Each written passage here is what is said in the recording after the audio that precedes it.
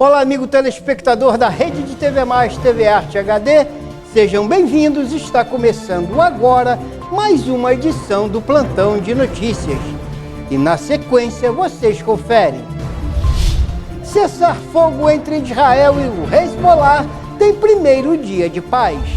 Alexandre de Moraes pode ser impedido de ser o relator da investigação sobre a tentativa de golpe. Ministro Haddad anuncia pacote de 70 bi, isenção de ir até 5 mil e taxação superior a 50 mil. E o deputado federal articula uma PEC que acabaria com todos os feriados nacionais do Brasil. Supervia irá deixar a operação de trens no Rio de Janeiro. E deputados querem saber critérios de reajustes da Engenersa sobre tarifas de água e esgoto. Vocês conferem também o resultado das eleições da OAB na capital fluminense e dos municípios de cobertura da Rede de TV Mais, TV Arte HD. Sejam bem-vindos, está no ar o Plantão de Notícias. No primeiro dia de cessar-fogo entre Israel e o Hezbollah, famílias libanesas e israelenses voltam para casa. O país está travando uma guerra em duas frentes na região desde o dia 7 de outubro do ano passado, incluindo o confronto contra o Hamas em Gaza. A escalada contínua dos conflitos levou políticos e analistas do mundo todo a manifestar o temor de o Oriente Médio entrasse em uma guerra total. As estradas que ligam Beirute ao sul do Líbano ficaram congestionadas por moradores da região que voltaram imediatamente para casa logo após a vigência do acordo. Eles apostam na promessa de que o cessar-fogo vai realmente ser respeitado por Israel e pelo Hezbollah. Nos subúrbios da capital, duramente atingidos pelos bombardeios israelenses, simpatizantes da milícia xiita comemoraram com tiros para o alto. Mas para muitos, a euforia dá lugar à constatação de que tudo está em ruínas. Uma grande parte do sul do Líbano terá que ser reconstruída depois da invasão total pelas forças israelenses. Há várias razões de parte a parte para que o cessar-fogo tenha finalmente sido aceito. O Hezbollah está militarmente quebrado, com posições destruídas, lideranças eliminadas e fábricas e estoques de armas aniquilados. Além disso, Tel Aviv interrompeu suas vias de abastecimento, impedindo a renovação de seu poder de fogo. Já Israel tem problemas com as forças armadas. Seus militares são civis convocados sempre que o país tem um conflito. Esses profissionais estão há mais de um ano longe de suas famílias e de suas rotinas de trabalho. O país também viu reduzir seus estoques de armas e o apoio internacional. Os analistas concordam que Tel Aviv não pode aguentar mais um ano de uma guerra intensa como a que tem sido travada em duas frentes. Por fim, Benjamin Netanyahu pode ter alcançado dois objetivos estratégicos importantes. Com a redução do poder do Hezbollah, é possível que o governo do Líbano volte a dominar a região controlada pela milícia xiita, como se fosse um estado independente dentro do país. Agora mesmo, é o Exército Nacional Libanês que vai ocupar a região evacuada por Israel. E no fronte ao sul, o cessar-fogo no Líbano interrompe o apoio que o Hezbollah dava ao Hamas desde o dia 7 de outubro de 2023. E assim poderá deixar o grupo palestino ainda mais exposto e talvez favorável a uma rendição. Bom, em discurso, Netanyahu disse que o Hezbollah não é mais o mesmo e acrescentou que o exército de Israel matou seus comandantes. Como ficará o Hezbollah após a guerra é incerto. O grupo foi enfraquecido, alguns diriam até que humilhado, mas não foi destruído. Em uma declaração, o presidente Biden dos Estados Unidos disse que o Hamas tem uma escolha a fazer. A única saída é libertar os reféns israelitas capturados no ano passado, no próprio dia 7 de outubro. Vamos acompanhando por aqui como fica o desenrolar dessa batalha no Oriente Médio. A ação de Bolsonaro para barrar Moraes começa a ser julgada no STF, Supremo Tribunal Federal, no dia 6. A defesa do ex-presidente pede que o ministro do Supremo seja impedido de julgar o caso sobre a suposta tentativa de golpe. A partir do dia 6 de dezembro, o Supremo Tribunal Federal irá analisar um pedido da defesa do ex-presidente Jair Bolsonaro, PL, contra o ministro da Corte, Alexandre de Moraes. O argumento da defesa é de que a manutenção de Moraes gera risco de parcialidade no processo. Para os defensores do ex-presidente, Moraes seria parte de uma narrativa que o coloca no papel de vítima central da investigação. As 884 páginas do relatório serão analisadas por uma força-tarefa da Procuradoria-Geral da República. A equipe conta com 9 procuradores especializados do Grupo Estratégico de Combate aos Atos Antidemocráticos. Oficialmente, o prazo para o procurador-geral, Paulo Gonet, decidir se vai denunciar ou não os 37 indiciados é de 15 dias. Como o material é muito extenso, esse prazo pode ser ampliado. Se ele optar por denunciar o grupo, a defesa dos acusados também terá 15 dias para se manifestar. A partir daí, os investigados se tornarão réus. E então, o caso será julgado pelos ministros do Supremo Tribunal Federal. Antes, o STF vai julgar um pedido da defesa do ex-presidente Jair Bolsonaro para declarar o impedimento do ministro Alexandre de Moraes no inquérito do golpe. Para os advogados, Moraes não teria a isenção necessária para atuar na investigação contra o ex-presidente e estaria atuando como vítima e julgador. A investigação da Polícia Federal identificou uma organização criminosa que agiu para tentar manter o então presidente da República no poder e impedir a posse do governo eleito. O senador Flávio Bolsonaro, filho do ex-presidente, publicou em uma rede social que a direita não tem esse nível de organização sugerido pela polícia e que a cada pílula publicada da transinvestigação fica mais convicto de que não há absolutamente nada contra Bolsonaro. O documento estabelece 3 cenários de decisões do Supremo Tribunal Federal e do Tribunal Superior Eleitoral que seriam contrários aos interesses de Bolsonaro: interferência no Executivo, cassação da chapa e o impedimento da PEC aprovada pelo Congresso do voto impresso. Caso o presidente decidisse não cumprir a decisão do STF e sem apoio do Exército, as ações seriam a proteção do presidente nos palácios do Planalto e da Alvorada e a ida do presidente para fora do país. Os golpistas sugeriam ainda cooptar militares do Gabinete de Segurança Institucional e colocar armamento e munições à disposição. Com essa segurança garantida, a ideia seria montar uma rede de auxílio para a fuga e viabilizar a retirada do presidente para outro país. Ainda de acordo com a Polícia Federal, o golpe não foi consumado por falta de apoio do comando das Forças Armadas. Bom, a atuação do ministro Alexandre de Moraes em processos relacionados aos ataques ao Supremo Tribunal Federal, o STF, tem gerado debates no meio jurídico. Especialistas discutem se é apropriado que Moraes atue como vítima, acusador e juiz simultaneamente nesses casos. Bom, e finalmente foi anunciado o pacote para o controle de gastos.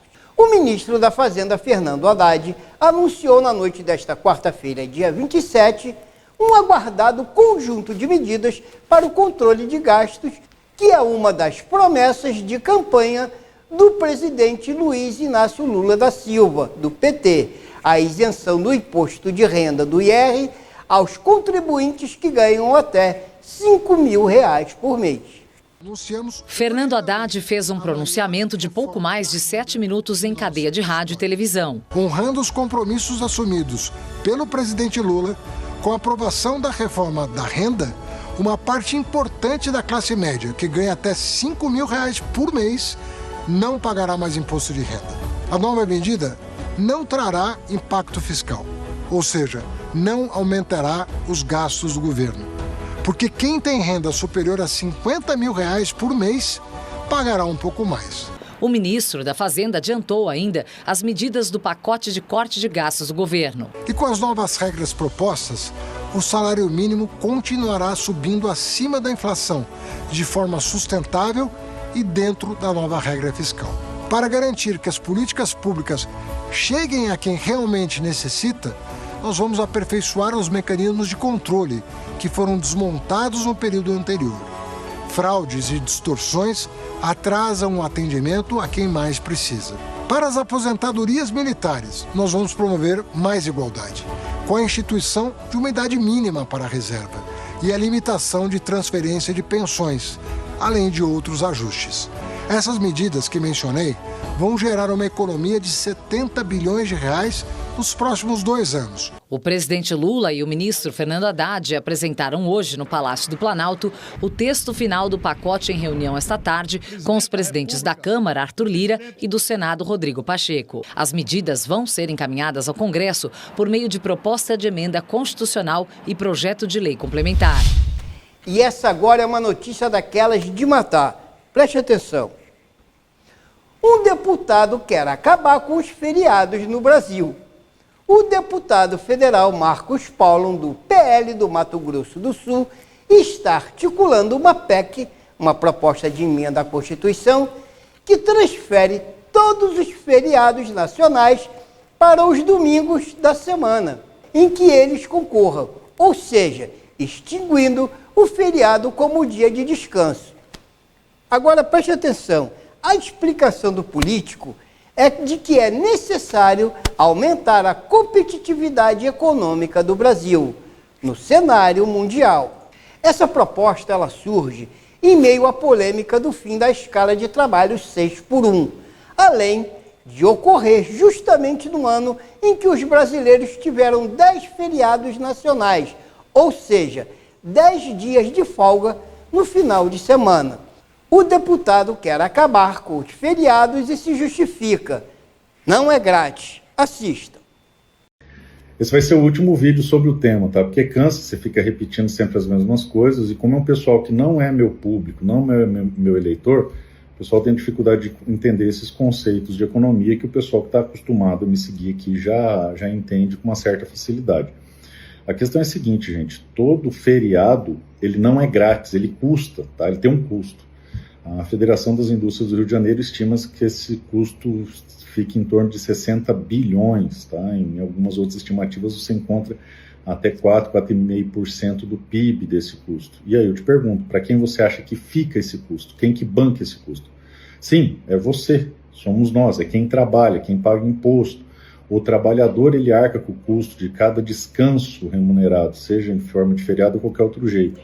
E sim, você está pagando para os funcionários públicos e para os políticos se deleitarem com esses feriados. Então, a primeira coisa é que acabe ponto facultativo, feriado para órgão público e mais uma porrada de coisa. E que você possa decidir que jeito você quer gozar dos dias de feriado que você escolheu ter. Se você quer ser remunerado pelaquilo, se você quer efetivamente descansar, ou seja, você construir isso com liberdade econômica e não com a interferência do Estado. O grande segredo é mostrar de onde vai vir isso.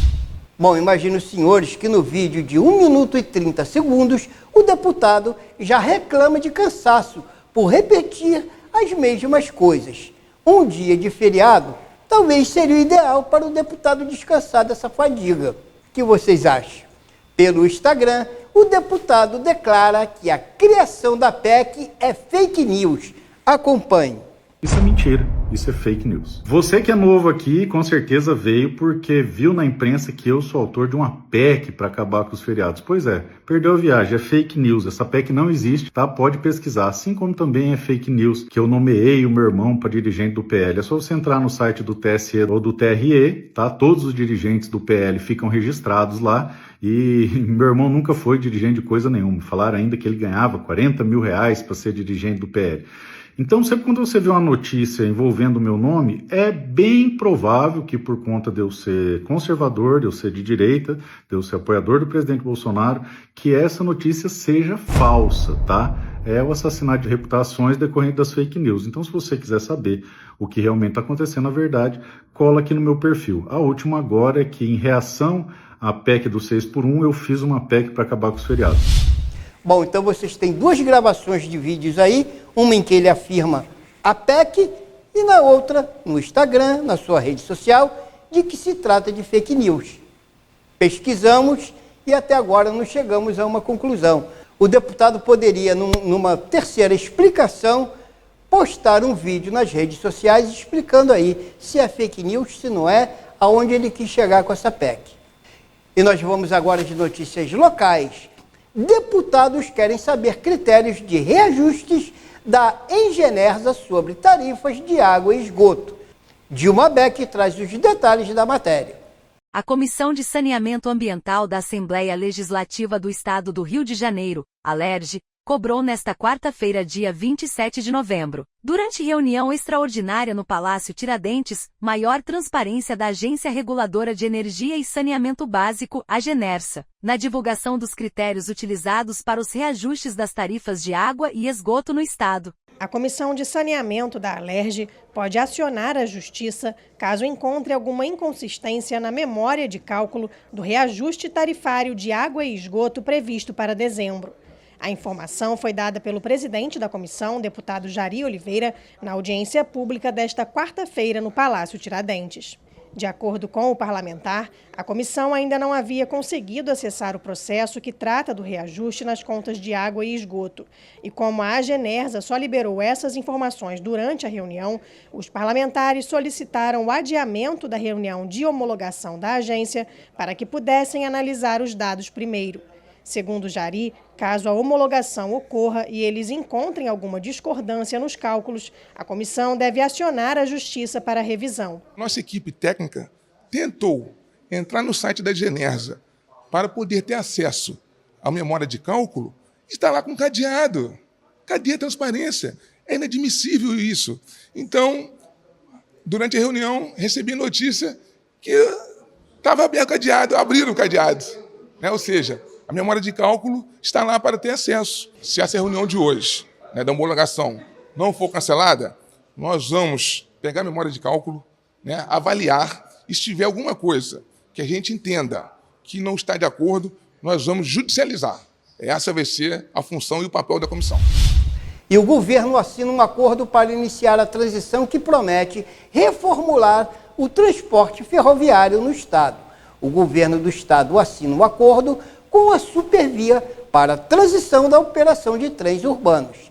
Quem traz a notícia aqui para o Plantão de Notícias é o jornalista Jardanes de Oliveira, da TV Prefeito. Jardanes, conta pra gente. Nós estamos aqui em frente ao Palácio Guanabara, onde o governador Cláudio Castro, o secretário de Transportes, Washington Reis, e o procurador-geral, Renan Saad, acabaram de assinar um acordo de transição com a Supervia para um novo operador dos trens no estado do Rio de Janeiro. Esse acordo será ainda homologado pela Justiça. Na sequência, o governador, o secretário e o procurador participaram de uma coletiva. Jardanes de Oliveira, do Palácio Guanabara, em mais uma cobertura. A Supervia, como o doutor Renan colocou lá dentro, quando ele assumiu há um ano atrás, nós tínhamos 12 prioridades de regime de recuperação, e dentre as 12, a segunda mais complexa era a questão da Supervia, que eu falei para ele que a gente precisava resolver, porque era um contrato que sempre foi ruim, um serviço que vem cada dia piorando mais para a população. Os senhores, nas suas matérias, relatam todos os dias uma situação degradante para o usuário, sobretudo para o usuário mais pobre dos piores ramais. O secretário Washington, desde o dia que assumiu a secretaria, vem sendo implacavelmente duro com a concessão. E nós começamos então um processo de conseguir resolver de uma maneira consensual com o operador, que a gente tivesse uma transição para a saída dele, que essa transição não gerasse ao Estado um custo enorme, o Estado não assumisse obrigações que não eram suas, que a gente não tivesse nenhum problema de descontinuidade, mas que essa continuidade não fosse uma continuidade na perspectiva da perpetuação de um péssimo serviço, mas de uma continuidade mínima e com uma perspectiva aí sim de uma melhora considerável no serviço para a população. Se buscou-se primeiro de uma maneira consensual com a operadora e depois no âmbito judicial, já que eles entraram com uma recuperação judicial. Então ainda teve mais essa questão da gente conversar com o juiz, conversar com o Tribunal de Justiça, Defensoria, Ministério Público, e aí a gente dependeu da atuação brilhante da Procuradoria-Geral do Estado para que a gente pudesse chegar hoje aqui com uma perspectiva de investimento, de melhora de serviço, de aumento da capacidade de um período de transição, e aí, após esse período de transição, sim, que a gente possa preparar o Estado novamente, preparar esse ativo para uma nova concessão, uma concessão que pare de pé, que entregue um serviço de qualidade. Então a gente inicia hoje o período de transição. E a Feira de Duque de Caxias comemora o centenário com documentário nesta quinta-feira, dia 28, no Instituto Histórico da Câmara de Vereadores de Duque de Caxias. Dilma traz os detalhes. Luiz Gonzaga, Chico Anísio, Nelson Pereira dos Santos, Tenório Cavalcante e todos os candidatos a cargos eleitorais já estiveram na Feira Livre de Duque de Caxias. Para comemorar mais de 100 anos de criação da feira mais famosa da Baixada Fluminense, o documentário Viva a Feira, produzido pela TWS, com direção e edição de Jardanes Júnior, será apresentado nesta quinta-feira, dia 28, a partir das 15 horas, no Instituto Histórico da Câmara dos Vereadores de Duque de Caxias. Considerada a maior feira da América Latina, a de Duque de Caxias mantém em seus mais de 100 anos suas tradições, barracas, comidas típicas. É um lugar para matar saudades do Norte e do Nordeste, é lugar de pertencimento. Viva a Feira é um documentário sobre a conhecida Feira de Domingo, ou a feira que vende de tudo, destaca Jardanes de Oliveira, ex-deputado estadual de 1987 a 1990 pelo PDT, durante o governo Moreira Franco. Ele é irmão de Gilberlan de Oliveira, o primeiro prefeito eleito de Duque de Caxias após o regime militar. O documentário está à disposição dos telespectadores da Rede TV Mais através do endereço do YouTube. Quem surgiu primeiro? A Feira de Caxias ou o município de Duque de Caxias? Assista o documentário Viva a Feira. Bom, nessas duas matérias aí do jornalista Jardanes, a Rede TV Mais e a nossa equipe agradece a colaboração e colocando-nos à disposição aqui do nobre jornalista para matérias posteriores. Muito obrigado, Jardanes. E o segundo encontro de quilombola do Recôncavo da Guanabara comemora direitos humanos com feira de artesanato e representação de jongo em Magé. Acompanhe. Celebrar conquistas, promover a troca de conhecimentos e incentivar a união de forças para o enfrentamento de desafios são as propostas do segundo encontro quilombola do Recôncavo da Guanabara, promovido pelo Quilombo do Feital e Projeto do Mangue ao Mar com iniciativa da ONG Guardiões do Mar, em convênio com a Transpetro. O evento, que comemora o Dia Internacional dos Direitos Humanos, reunirá mais uma vez lideranças locais, ativistas negros, ambientalistas, artistas e público inscrito, no dia 7 de dezembro, das 9 às 16 horas, na sede do Quilombo, em Magé. A atividade terá a presença de representantes dos 3 quilombos de Magé, que participarão da mesa de abertura, e ainda do Estado, que integrarão a roda de conversa Conquistas e Desafios dos Quilombos, onde falarão sobre a importância dos quilombos do Brasil e suas tradições. Já entre os palestrantes está o presidente da ONG Guardiões do Mar e coordenador do projeto do Mangue ao Mar, Pedro Belga, que fará durante a sua apresentação a inauguração do CNPJ, Instituto Quilombo do Feital. Para participar do segundo encontro quilombola do Recôncavo da Guanabara, basta realizar a inscrição por meio do link. A entrada é gratuita, mas os interessados em saborear um delicioso café da manhã e almoço, preparados pelo Quilombo do Feital, deverão contribuir com um valor simbólico de R$15.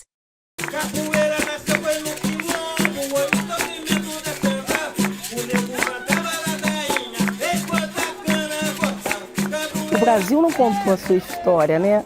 A verdadeira história do Brasil ainda não foi contada. Outros contaram a nossa história, mas nós ainda não falamos da nossa história verdadeira. Quem vive aqui e daqui, Gleice, Dona Eugênia e Marluce, pescadoras, catadoras, Associação de Caranguejeiros e Amigos dos Mangues de Magé, Aqui o pessoal de Duque de Caxias, Quilombo do Feital, ali em Magé, todos parceiros, próximo, por favor. Fazem parte da Rede Norte da Guanabara. Aqui uma reunião, a gente está distribuindo agora 10 mil vales gás e vale compra, né? Para 10 mil pessoas em várias comunidades pela Baía de Guanabara. E aqui foi uma reunião de preparação disso lá no Quilombo. Próximo, por favor. Os ODS que nós estamos alinhados. Tem um antigo ditado chinês, dizem, né? Que é a minha linha de pensamento. Pode ir passando, por favor. Se a gente planejar para 6 meses, a gente planta cereal. Se planejar para 10 anos, planta árvore. Mas se planejar para 100 anos, a gente tem que preparar as pessoas. E a Rede de TV Mais divulga as eleições da OAB na capital fluminense e nos municípios. Maurício Aragão traz as notícias de quem são os representantes das cidades de cobertura da nossa emissora.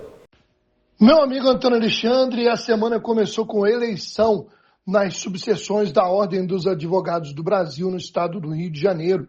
Na segunda-feira foram eleitos os escolhidos pelos representantes de diversos municípios do estado do Rio de Janeiro e das regionais que respondem por mais de um município. Lembrando que na cidade do Rio de Janeiro, na capital fluminense, a Ana Tereza Basílio é a primeira mulher eleita presidente e terá Silvia Drummond Rador Bavingret como vice. Bom, vamos ver a situação de outros municípios. Por exemplo, a região serrana, Cachoeiras de Macacu elegeu Davi Ruas com 83 votos, quase 69%. Em Petrópolis foi eleito João Ricardo Aires da Mota com 690 votos, 54,28%. E em Teresópolis foi reeleito Ed de Paula Ribeiro Júnior com 267 votos e uma eleição mais concorrida, 37,5%, sendo que as outras duas chapas juntas somariam mais votos do que a chapa vencedora.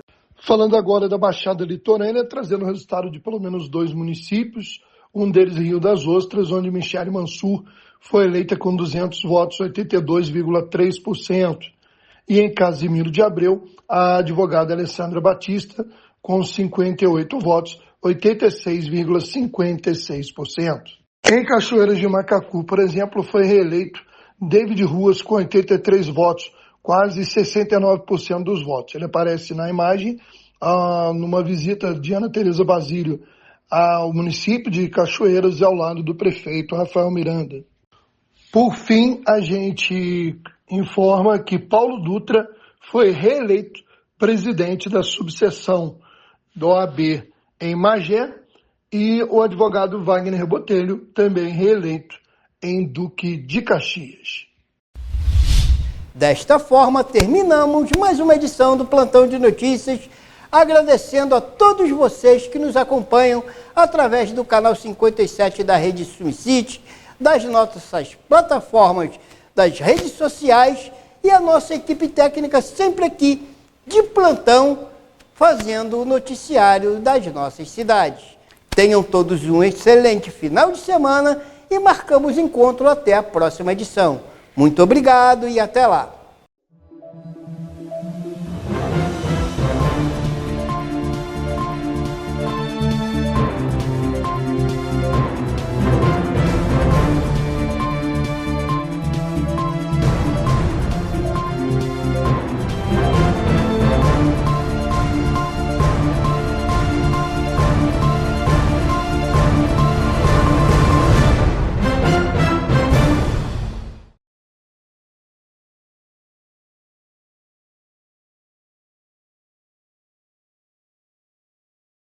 Para você, lata. Para ele, casa. Para você, pneu usado. Para ele, academia. Para você, garrafa. Para ele, maternidade. O que para você é lixo, para o mosquito da dengue é um luxo. Deixe seu quintal sempre limpo e acabe com as mordomias do Aedes aegypti.